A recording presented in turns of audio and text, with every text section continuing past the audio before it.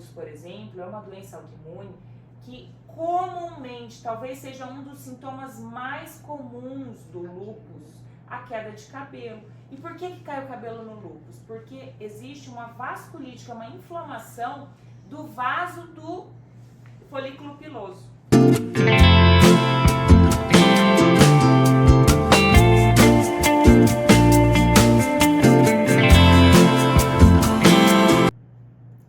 Tricotando a tricologia. Eu sou Carolina Fratini, farmacêutica tricologista há mais de 15 anos, apaixonada pelo universo dos cabelos. Hoje é o episódio número 8 e nós vamos falar da relação dos cabelos com as doenças autoimunes e os temperamentos. Isso mesmo. E para falar dessa relação, está aqui comigo uma pessoa muito especial. Ela é médica reumatologista, uma excelente sanguínea para explicar sobre os temperamentos, mãe, esposa, católica, que ensina como ninguém as ilhas da estabilidade, nada mais, nada menos do que doutora Flávia Tavares. Doutora Flávia, muito obrigada por aceitar o convite. Seja bem-vinda no Tricotando a Tricologia, hoje falando dessa relação de doenças autoimunes e os temperamentos. Carol, muito obrigada pelo convite. É um prazer estar aqui nesse canal com esse assunto tão importante que são os nossos cabelos e a saúde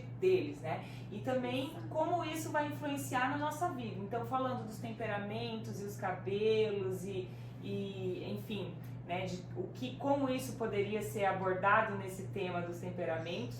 E também vamos falar bastante das doenças autoimunes que afetam a nossa saúde capilar.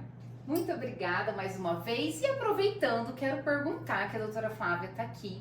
Doutora, qual que é a relação de doenças autoimunes com o cabelo? Conta para quem está nos assistindo. Carol, os cabelos são uma parte como qualquer outra do nosso organismo. E as doenças autoimunes, existem algumas doenças autoimunes, como as colagenoses, que a gente chama, né, que são aquelas doenças autoimunes que envolvem, às vezes, todo o sistema imunológico. Porque quando a gente pensa em doença reumatológica, muitas vezes as pessoas podem pensar que são só as doenças articulares, onde tem dor. Ai, todo mundo fala, quando eu for velhinha eu vou lá em você, né? Acha que doença autoimune só acontece em pessoas mais idosas, mas não é verdade. Essas doenças reumatológicas, como o lúpus, as vasculites, são doenças que podem afetar sim a saúde capilar, por afetar o cabelo, o couro cabeludo, né? Além disso, por exemplo, nós temos a psoríase, que é uma doença de pele que acomete muito comumente o cabelo também, né? O couro cabeludo. Então, são doenças que a gente precisa ficar alerta, porque se o médico não estiver atento, ele pode deixar de fazer um questionamento e o paciente ele não é obrigado a saber que aquela queixa dele tem relação com a doença autoimune. Então, muitas vezes, por exemplo, quando o paciente tem uma psoríase, que acontece aquela descamação no couro cabeludo, e ele chega lá no meu consultório com dor. Aí eu falo, você tem alguma coisa no seu couro cabeludo? Ai, mas por que a senhora está me perguntando isso? Tem alguma relação? Pode ter relação. Então, assim, o médico reumatologista já é um médico atento para essas alterações do couro cabeludo. Como, por exemplo, queda de cabelo, né, Carol? A queda de cabelo é uma queixa muito comum, muito comum. Por quê? O estresse pode causar queda de cabelo, você, mais do que eu, sabe tudo isso, né? A deficiência de ferro, a deficiência de vitaminas, o próprio hipotiroidismo.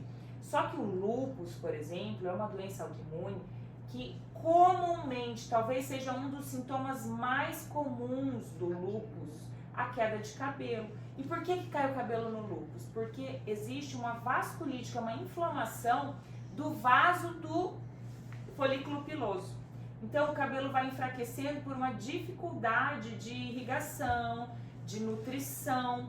Então o cabelo vai ficando rarefeito, sabe? Ele vai ficando um cabelo ralo e muitas vezes ele cai mesmo, em grandes quantidades.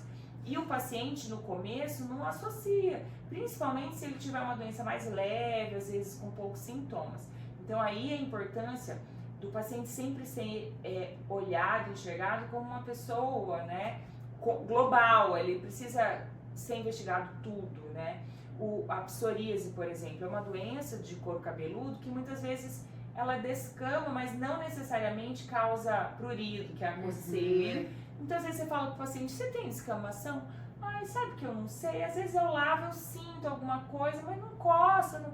Aí você vai olhar, às vezes tem uma placa de psoríase, só não é aquela psoríase em todo couro cabeludo. E às vezes até, né, Carol, o próprio... foi uma vez no dermato, paciente, o dermato fala, isso é uma dermatite seborreica, porque talvez um dia tava ali mais oleoso o cabelo.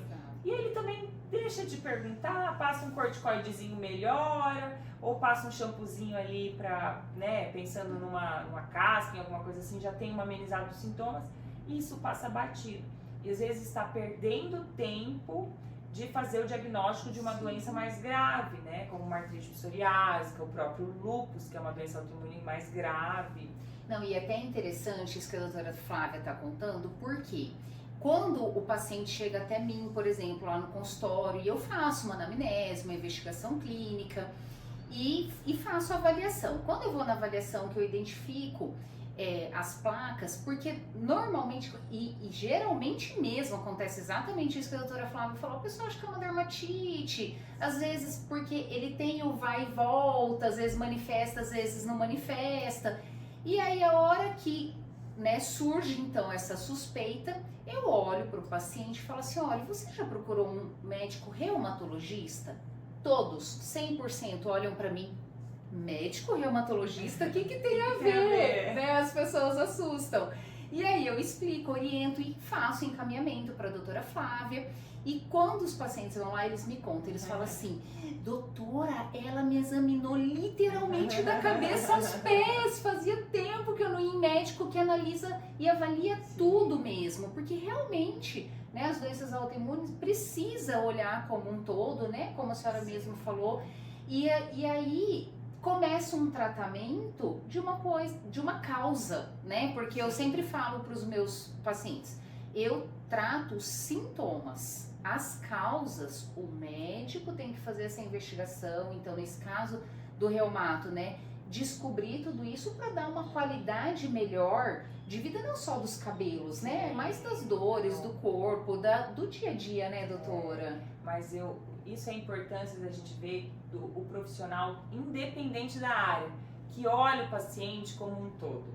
A Carol é uma ótima, eu falo que é uma investigadora pra gente, reumático, porque é uma pessoa que tem essa atenção e consegue encaminhar o paciente que às vezes nunca vai fazer essa relação. Assim como eu tenho já cabeleireiros que têm esse entendimento, ele fala, olha, aqui tem alguma coisa, vai procurar um médico especialista, vai investigar. Então esse olhar, você vê que é o olhar do profissional integral, é aquele que olha o paciente como um todo, independente se ele mexe com estética ou se ele está tratando o sintoma como você, mas ele sabe que ali existe uma causa que precisa ser investigada, não é verdade, Carol? Sim. E assim, o cabelo, você também mais do que ninguém sabe, a importância que ele tem para a autoestima, não é? E assim, por exemplo, as pacientes lúpicas que têm essa queda importante, como isso abala a autoestima da paciente, não é verdade? Então, assim, quando a gente tem esse complemento, um tratamento ajudando o outro, o tratamento da doença autoimune sendo auxiliado pelo tratamento tópico, pela educação mesmo do paciente no cuidado com o cabelo dele, como isso faz diferença na vida. Nossa, transforma a vida, porque as pacientes chegam, algumas falam assim, chega ela e fala assim, que sabem que tem as placas, principalmente quando essas placas estão em manifestações mais recorrentes, e fala assim, eu tenho vergonha de soltar meu cabelo, de usar roupa preta, mas não coça, não incomoda, mais solta, né? A descama. Isso, a descamação. E aí, quando elas começam a fazer o tratamento da causa mesmo, então vai, até quero que você conte um pouquinho sobre isso, e essas placas começam a melhorar, começam a sumir, a recidiva começa a ser mais esporádica, né? nossa, começa a usar roupa preta, o Sim. cabelo solto. Então, assim, é maravilhoso, é Muda, magnífico né? o resultado. Com certeza, Né? Carol. E falando em tratamento, como que é o tratamento, por exemplo, fez a investigação, descobriu essa questão, né, da autoimune? Quais são os tratamentos que existem para melhorar tudo isso, doutora? Então, tudo depende do sintoma também e da doença. A artrite psoriásica, a psoríase tem um tipo de tratamento.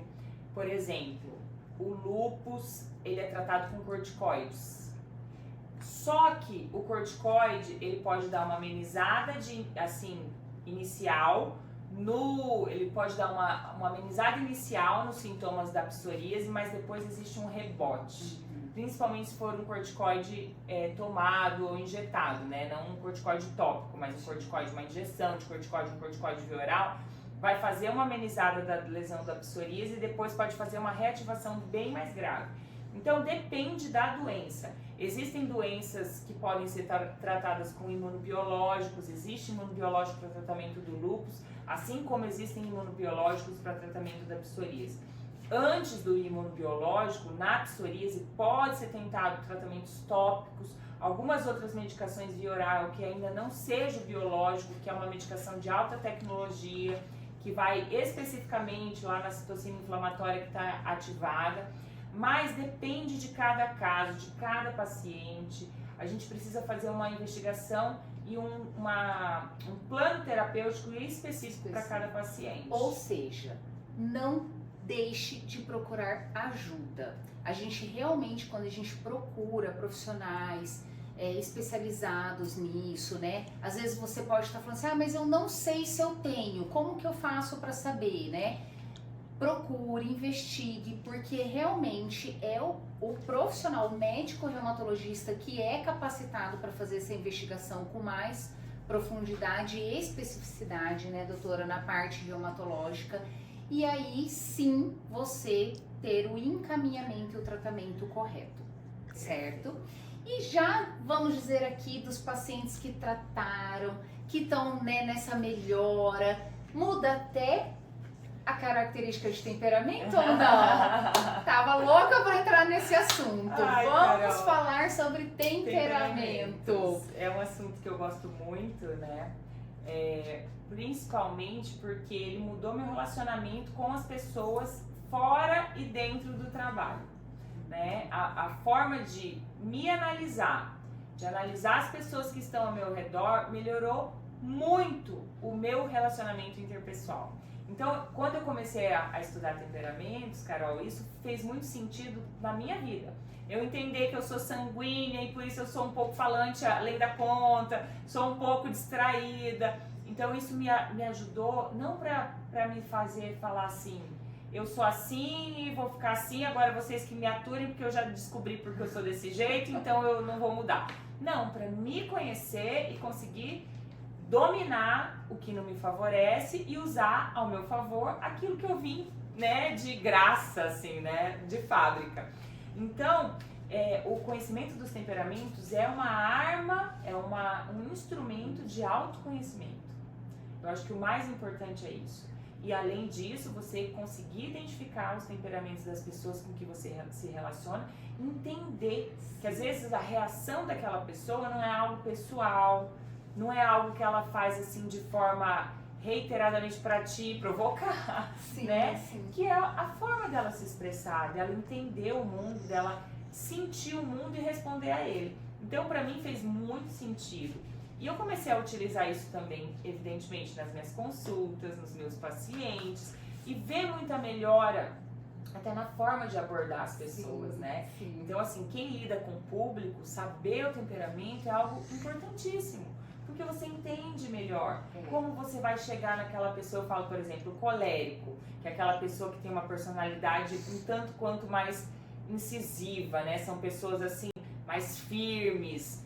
Ela não gosta de se sentir obrigada a nada, que alguém está tentando impor. Então, até a forma de você propor um tratamento é diferente. Sim, sim. Né? Porque a pessoa tem que sentir que ela está ainda dominando a vida dela, não é você que está dominando, né? O médico, ou né, o profissional que está cuidando dele não está dominando a vida dele. Então, assim, esse conhecimento foi muito importante para mim. Sim. Foi especial. É muito interessante porque eu também comecei a me interessar por esse assunto quando eu comecei a te seguir. Quando eu comecei a seguir a doutora Flávia, foi em cima dessa questão dos temperamentos. Então, realmente, eu comecei, você deu um exemplo, eu me identifiquei aqui, eu olhando, por exemplo, um paciente sanguíneo, que começa a fazer o tratamento os 15 primeiros dias na maior animação. Sai fazendo, compra tudo, começa a fazer tudo. Aí depois chega lá e fala, ai, eu até comecei bem, parei. E antes aquilo, eu como profissional que não sabia interpretar, não sabia analisar, continuo não sabendo muito, mas o pouquinho que a gente começa a saber, a gente vai identificando, não é característica, e a gente aprende a incentivar daqui, dali, de formas diferentes, para ter um objetivo de tanto a pessoa saber lidar, como a gente saber orientar, lidando com o temperamento da pessoa. E aí eu queria te fazer uma pergunta, doutora. O temperamento influencia no cabelo? Ou o cabelo influencia no temperamento? Carol, eu acho que realmente em relação aos cuidados com o cabelo, você que já tem uma noção, sim, porque do curso que a gente fez, a gente viu lá que você foi a primeira a assistir todo o curso completo. Falei, a Carol realmente está interessada, assistiu todas as aulas, concluiu 100% do curso. Mas existe isso mesmo, por exemplo, o paciente sanguíneo, ele pode ser aquele que tem uma animação para começar a tratar, mas aí ela se esvai, né? Se perde no caminho, já faz tudo errado e tal. O colérico, assim, talvez tenha mais dificuldade de assumir que precisa fazer um tratamento, mas quando ele decide, quando ele vai lá, com certeza ele vai fazer a risca e quer ver a diferença acontecer. O que acontece é assim, se você falar para ele, coloque, por exemplo, o tônico 8 horas da manhã. Na outra consulta ele vai chegar falando, não, eu preferi passar 8 horas da noite, tá? Porque ele tem que se sentir um pouco no controle. Eu que tô mandando, você me passou o tônico, mas quem escolhe o horário sou eu. Mas do meu jeito. Do meu jeito. Olha, eu resolvi aumentar, eu resolvi diminuir, porque eu senti. Então, assim, eles têm muito isso, né? Eles vão dominando e fazendo do jeito deles. O fleumático, que tem essa característica mais plácida, mais tranquilo, mais adaptável, talvez ele é aquele que, mas o marido que manda, ou a esposa que manda o marido, e fala, minha esposa que me mandou, eu acabei vindo, porque, tá aqui ruim meu cabelo, caindo, mas eu não tô ligando muito, né? Mas também, se ele começa a fazer, ele vai seguir de uma forma talvez mais lenta, mas ele vai constantemente fazendo o que precisa ser feito, sem muita emoção, mas ele vai fazendo. Já o melancólico, ele é mais emotivo, né? Então, de fato, eu acho que assim, talvez, lidar com todo o problema relacionado aos cabelos deve ser bem tenso e intenso para eles, né? Sofridos. E eles precisam ser convencidos de forma muito teórica, analítica. Então, por exemplo, no seu atendimento, se você mostra como é que é o processo, ele vai querer ver tudo que você vai mostrar, os vídeos, mostrar como é que é o tempo de crescimento do cabelo, o que o cabelo precisa. Se ele entender aquilo, ele vai fazer direitinho o tratamento, né? Com certeza é desse jeito. E em relação ao tipo do cabelo, a gente sabe que vários fatores influenciam. Então, a própria genética, a raça, a vida, né? Hoje a gente sabe a importância do estresse, né? Na saúde dos cabelos, inclusive nas doenças autoimunes. Como você falou aquela hora, às vezes as doenças autoimunes têm picos, né? Alguns flares que a gente chama, né? Tem umas atividades assim, aí cai cabelo, enche de descamação, couro cabeludo. Aí a pessoa fica mais tranquila, dá uma melhorada, né? Ou passou por algum estresse na família, algum problema, piora, né? Piora a queda, piora a lesão de psoríase. Então a gente sabe que existem vários fatores, né? Que influenciam na saúde capilar. Mas eu acho que talvez, mais do que falar sobre a saúde ou o tipo do cabelo, eu acho que existe sim alguns, talvez assim, mais falando até do visagismo, né?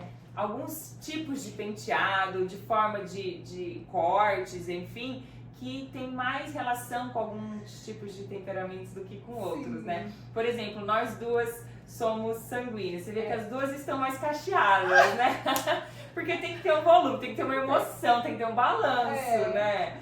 Um movimento. Um movimento. O sanguíneo não consegue ficar assim com aquele cabelinho lisinho, todo certinho, né? Ele quer uma baguncinha ali. Já o colérico ele é mais, né, preciso, alinhado. Então são talvez assim, pode reparar as coléricas, né? Elas têm aquele cabelo mais alinhado, aquele corte mais reto, aquela sensação que esse cabelo dá de autoridade, né? Aquela moça que fala de português nas redes sociais, a Cíntia Chagas, colérica, com certeza. Você vê o corte do cabelo dela, ela gosta de usar o cabelo reto, liso, né? Com aquele corte impecável. Aquilo é um corte colérico, com certeza, né? Com certeza. Já o melancólico, eu vejo já assim, que são pessoas mais sensíveis, mais introvertidas. Então não vai ser um cabelo que chame muita atenção, né? Ele não vai conseguir lidar com a mulher, né, melancólica, com um cabelo que faça ela chegar antes de todo mundo.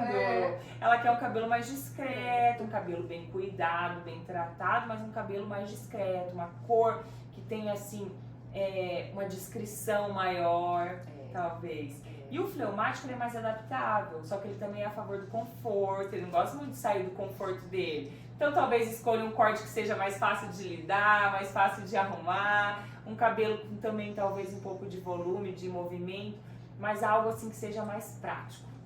E a gente percebe assim, né, ó, eu já tô incluindo aqui, eu percebo, acredito que a senhora percebe isso também, que independente de temperamento, de doença autoimune, de qualquer coisa, o cabelo está relacionado com a autoestima da pessoa. Então, o cuidado, quando você o autocuidado, né? Então, quando você vai atrás do que te incomoda, quando você vai buscar se entender melhor de como você é, tudo isso traz uma elevação da autoestima, né? Sem dúvida nenhuma, transformador, que não está só no autocuidado básico, né? Do prender o cabelo, pentear o cabelo, mas dormir bem, fazer atividade física, são as ilhas da estabilidade. Sim. Eu queria, para encerrar aqui, porque por mim eu ficaria a tarde toda conversando com essa pessoa maravilhosa, de energia magnífica, mas eu queria que você, para finalizar aqui, falasse pra gente quais são as ilhas de estabilidade. E para quem quiser saber mais e se aprofundar e entender, a senhora já conta, depois citar as Ilhas da Estabilidade, qual o Instagram, qual o canal que podem te encontrar. Perfeito. As Ilhas da Estabilidade é um conceito do Dr. Saulo Barbosa, que é um psiquiatra mineiro excelente, uma pessoa equilibradíssima, um profissional excepcional. E o que ele fala das ilhas? Que nós precisamos de momentos estabilizadores no dia, que ele chamou de ilhas da estabilidade. Por quê? Quando você não tem uma rotina, não tem uma vida com uma certa ordem, tudo que vem de fora te impacta de uma forma a te desorganizar. Então você ter ilhas de estabilidade, momentos estabilizadores no dia, que te trazem para onde você realmente quer ir, quais são os seus objetivos de vida, te fazem ter uma vida mais equilibrada e menos ansiosa. Então a importância das ilhas é essa. E sempre englobando a saúde, pensando nas 3 saúdes. Saúde física, saúde mental e saúde espiritual. Porque nós somos um ser corpo, mente e espírito. A gente precisa cuidar das 3. Então, pensando nisso, ele traz algumas ilhas de estabilidade, que seriam a oração, para você cuidar da sua saúde espiritual, e deve ser feito todos os dias. As ilhas de estabilidade são feitas para serem feitas todos os dias. Então, a oração, o exercício físico, que vai cuidar da saúde física e mental também, porque a gente sabe hoje que o exercício físico, mais do que saúde física, também é saúde emocional, saúde psíquica. Além disso, então, oração, exercício físico, leitura, porque a leitura, seja ela científica ou a leitura da literatura, também te tira das redes sociais, também te tira de ficar sem aprender nada, perdendo tempo talvez, né, em outras coisas que não vão te acrescentar. e te dão um imaginário melhor. Você forma o seu imaginário, você tira a ansiedade. Então você separar, nem que sejam pequenos minutos por dia. Eu vou ler 10 minutos por dia, tudo bem, mas faça uma leitura todos os dias. Então a gente falou oração, exercício físico, leitura. Aí ele traz também a meditação, que ajuda também na saúde mental. Então momentos em que você vai fazer exercício de respiração, que você vai se conectar com o momento presente. Nada assim de transcendental, não como uma religião, mas sim como um momento de você estar aqui agora. Então ele também traz a meditação, então a gente já falou 4. Depois disso ele fala da escrita, que ele geralmente fala para ser o último do dia, porque quando a gente escreve, a gente organiza muito o nosso pensamento. Então nós que somos sanguíneas, é ótimo escrever, porque às vezes quando você escreve, a sua emoção já fica muito mais organizada, você consegue entender se ali você agiu de uma forma mais emotiva, por que aquilo te chateou, e se depois você for fazer uma leitura retrospectiva, né, das suas escritas, você talvez consiga ver aonde você está se chateando sempre, o que está te levando a cometer um erro que você não gostaria de mudar. Então a escrita é excelente. E além dessas, a beleza, né, que engloba você trazer pontos de beleza para o seu dia, porque a beleza ela sempre aponta para a verdade e para o bem. Sim. Então, quando a gente fala em beleza, é a beleza do ambiente, é a beleza de uma obra de arte, é a beleza da natureza, mas também é o autocuidado, é a sua própria beleza. Porque, Carol, você com certeza concorda comigo que a beleza, antes de tudo, também é um serviço. Quando você está cuidando da sua beleza, você está mostrando atenção e cuidado para as outras pessoas que estão perto de você. Para os seus filhos, você está formando o imaginário deles, trazendo a sua própria beleza, a beleza do ambiente. E a beleza ela é ordenadora. As coisas belas, a beleza não é relativa. O que é belo, o que não é belo é feio. E a beleza, ela traz essa ordem. Então, assim, a gente quando fala em autocuidado, na beleza, não é algo que a gente está falando de superficialidade ou de excessos. Porque todo excesso esconde uma falta, né? Uma pessoa que só cuida da própria beleza estética está perdendo alguma coisa. Mas o não cuidar também mostra sinais de que talvez você precise dar mais atenção para sua saúde mental, para sua autoestima. Só que você fazer pequenos atos de beleza no autocuidado diário, uma maquiagem para mulher, um cabelo bem tratado, um batom, né, que seja, uma roupa que te vista bem, isso vai influenciar no seu comportamento, na sua autoestima, na forma que você lida com os problemas e com as pessoas. Com certeza, perfeito. E conta agora para quem está seguindo a gente, doutora, quais são os canais, quais são as redes que as pessoas podem te encontrar e te seguir. No Instagram, eu estou no @FlaviaTavaresDoCouto, que é o meu Instagram pessoal, em que eu falo de tudo isso, de temperamentos, de saúde física, mental e espiritual. Falo também bastante de espiritualidade, que é um tema que eu gosto bastante. Mas também tem um canal com a minha amiga que também virá aqui daqui uns dias, a doutora Mariane Mariano, que é o @temperice.on, em que nós falamos bastante sobre as ilhas. Hoje a gente traz os degraus para uma vida temperada, que a gente incluiu algo que a gente também acha importante, que é o autoconhecimento, que é a alimentação, que é a suplementação. E nós temos um canal no YouTube que chama Tempere-se. Siga também que você vai gostar do conteúdo.